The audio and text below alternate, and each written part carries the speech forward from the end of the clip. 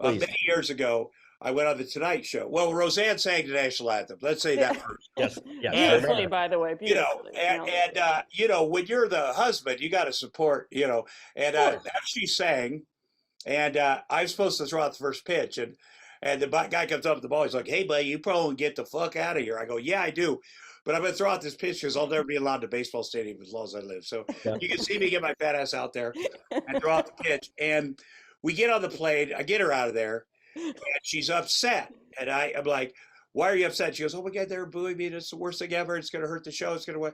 And I go, "What? Come on, man." Yeah, there was some boo in baseball, like boo pal. It's just such endearment. And I said, I heard a lot of cheers too. I guess I swear to God, I heard a lot of cheers.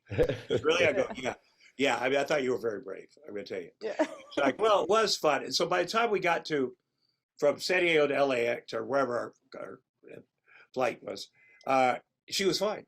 I'd convinced her like a good husband. Wow. And before she did it, she said, "Oh, people are saying I can sing. I want to sing national anthem at a Dodger game. They want to have me." I go, no. I got an idea.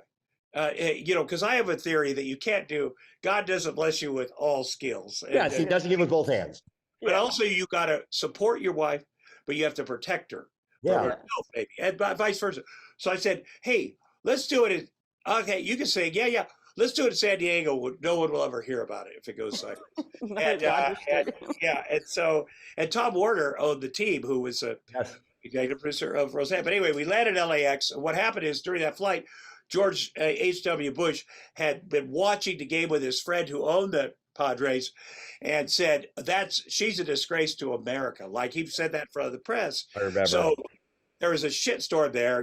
We get through going through the airport and people are all on her. As back in the days, they had the big heavy cameras and they're bumping into her. She's only 5 foot tall.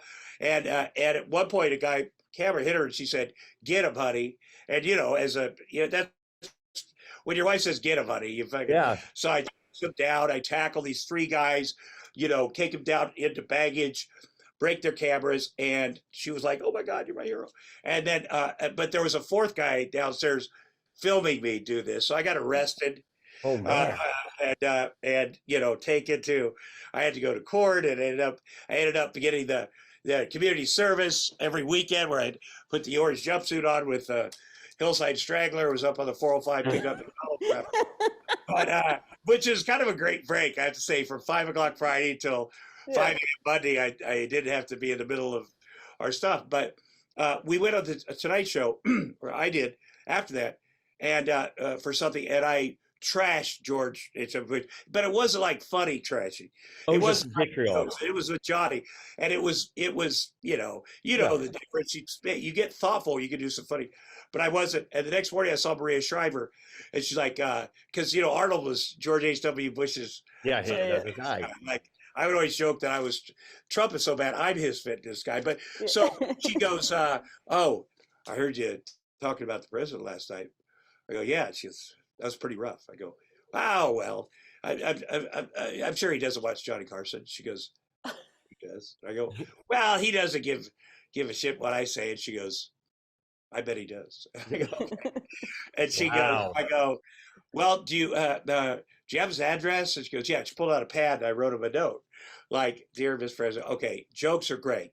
And I have the right to, but I went over the line and I was mean. Sorry, Tom Arnold." I handed it to Maria Shriver, and 2 days later, a Secret Service guy comes to my house with a handwritten note from the President of the United States and said, "Hey, Tom, you can make fun of anybody you want. That's just part of the job. Hey, Jerry Weintraub loves you." And it was probably the only other Jew he knew in Hollywood. He goes, "Would you join Barbara and I for dinner in Las Vegas? We're flying to Las Vegas this weekend." And I was like, "Oh shit." I was like, and so I even George W. when people, sane people making fun of him, I was like, I don't know, it's a quality family, that family, because once I believe that. A president has you to dinner, and his wife was awesome, George H.W. Bush. But yeah, it does seem quaint, all that awful stuff that happened back then. Now